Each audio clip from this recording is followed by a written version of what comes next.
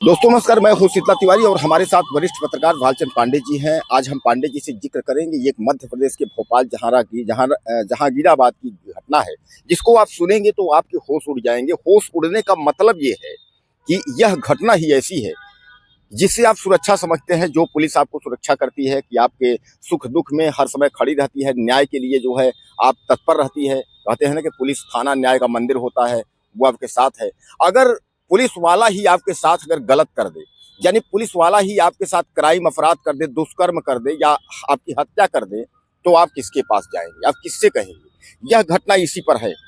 यानी भोपाल के अंतर एमपी नगर के अंतर्गत जो है जहांगीराबाद एक जगह है, जहां परिचित की बेटी का जन्मदिन बता करके और संतोष सिंह नाम का पुलिस वाला वह टेलीफोन करता है एक अपने पड़ोसी लड़की को और कहता है कि जन्मदिन है, यहाँ आ जाओ, खाने पीने की पूरी व्यवस्था है। और जब ज्योति वहां से आती है तो उसके बाद जो है वह लाल परेड में जो है वहाँ मुलाकात होती है। वहां से उसको जो है गाड़ी में कार में बैठाता है और उसके बाद कुछ दूर ले जाकर के एक बगल में जो है ये खंडहर के पास ये कमरा होता है, उस सरकारी क्वार्टर में जो है वह दुष्कर्म करता है संतोष सेन।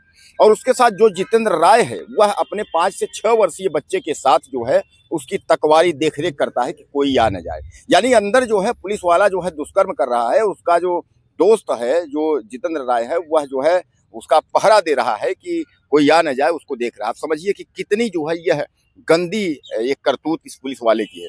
पांडे जी, अब हमारे दर्शकों को अब ये बताइए कि पुलिस वालों को क्या हो गया है।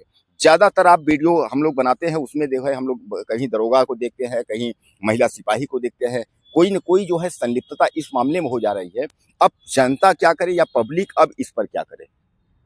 तिवारी जी, ये जो घटना आप जिसका जिक्र कर रहे हैं, दोनों जो है विशेष सशस्त्र बल के जो है वो पुलिस कांस्टेबल थे और दोनों की तैनाती अलग अलग जगह थी। जो संतोष सेन था उसकी तैनाती धार में थी और जो राजपूत है, क्या नाम है उसका, जितेंद्र राजपूत, राजपूत की तैनाती ग्वालियर में है। अब तो ये या तो दोनों आए किस लिए वहां पर, पुराने मित्र रहे, क्योंकि एक ही डिपार्टमेंट में हैं तो कभी परिचित रहे होंगे। ये देखिए, विशेष तौर पे हमें लगता है प्लानिंग के तहत ही आए थे। प्लान बनाया इन्होंने, चूंकि दोनों की तैनाती अलग अलग जगह, भोपाल में आना, ये तो एक ऐसा नहीं संयोग होगा, ये एक सोची समझी रणनीति हो सकती है। दोनों आए और टारगेट करके उसको बुलाया गया कि जन्मदिन उसके किसी परिचित, ऐसा नहीं कि उसके किसी परिवार के सदस्य का आया, उसने कहा कि मेरे परिचित के लड़की का जन्मदिन है आओ, और लाल रोड कौन सा एक ग्राउंड है, लाल परेड ग्राउंड है, वहां पे बुलाया उसके पास में।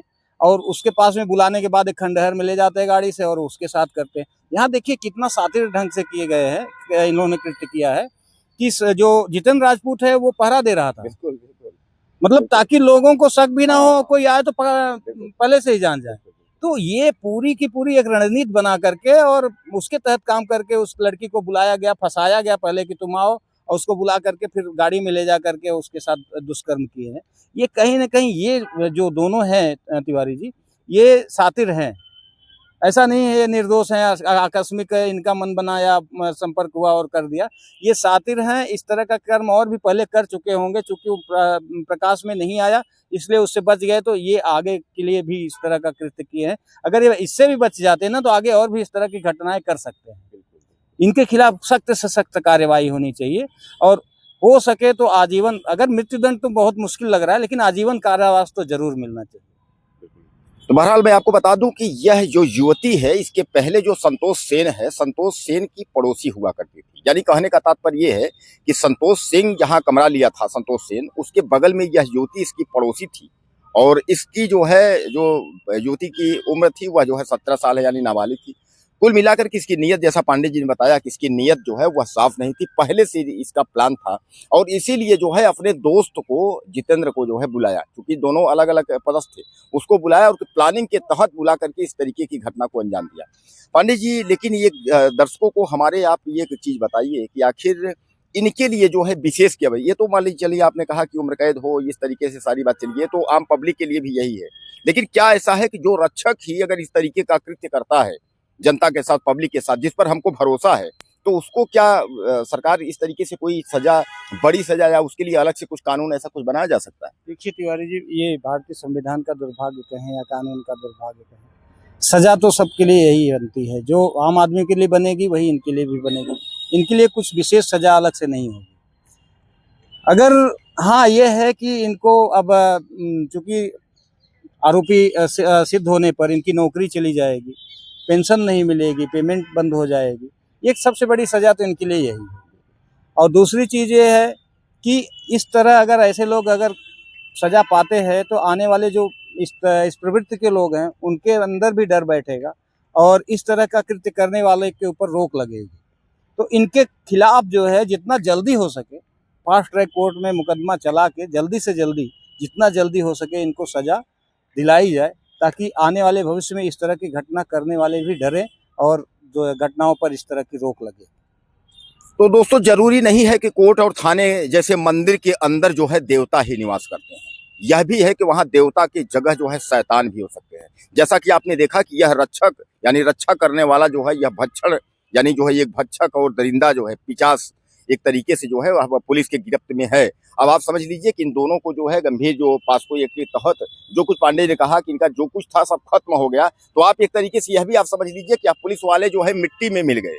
मिट्टी में मिलने का मतलब यह भी मैंने आपको कई बार बताया है कि मिट्टी में मिलने का मतलब यह है कि खत्म हो जाना, यानी पूरी तरीके से नौकरी गई, सब कुछ गई, इज्जत गया, प्रतिष्ठा गई, समाज से गए, यानी सब कुछ इनका जो है खत्म हो गया। इसको कहा जाता है कि अरे मिट्टी में मिल गया, उसको बर्बाद हो गया, उसकी मिट्टी पलीद हो गई, क्या पांडे जी भाषा में। तो कहने का तात्पर्य यह है कि आपको जो है सतर्क रहना होगा, सुरक्षित रहना होगा, अपना ख्याल रखना होगा और आपको जो है इस तरीके के लोगों को जो है पहचान करनी बहुत जरूरी है। इसलिए कभी भी अपने बेटियों को कहीं नाबालिग हैं या बालिग हैं उनको अकेला मत छोड़िए किसी जन्मदिन पार्टी, शादी विवाह या किसी उत्सव में, क्योंकि ऐसे भेड़िए और दरिंदे जो है वो बैठे रहते हैं, समाज में खुलेआम घूम रहे हैं। पांडे जी, कुछ हमारे दर्शकों को आप कहना चाहेंगे?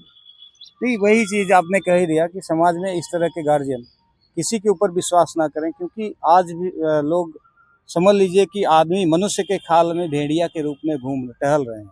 आप किसी के ऊपर विश्वास मत कीजिए जो बहुत आपका अपना परिचित हो, बहुत खास हो, जिस पे आपको बहुत विश्वास हो करिए। नहीं तो हम तो यही कहेंगे, सलाह देंगे कि अगर बनता हो तो आप हो सके तो आप जहाँ भी जाएं साथ में ले जाएं, बच्चियां जहाँ जा रही हैं साथ में जाएं, नहीं जा सकते तो उनको सतर्क कर दीजिए कि ऐसे लोगों से कभी संपर्क ना करें जो अपना बन के और अपने के भेष में जो है वो भेड़िया घूम रहे हैं।